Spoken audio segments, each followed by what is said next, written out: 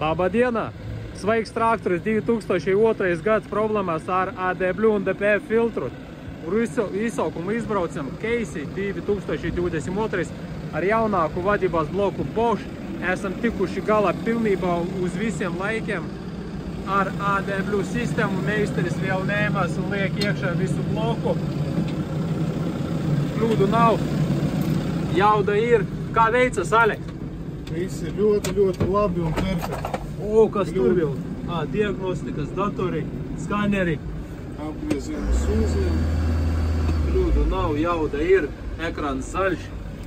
Čotka!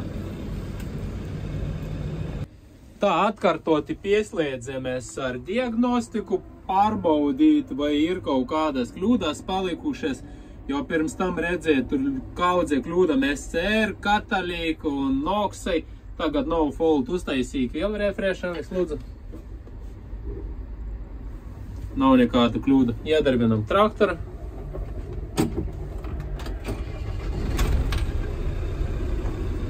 Uztaisam refresh.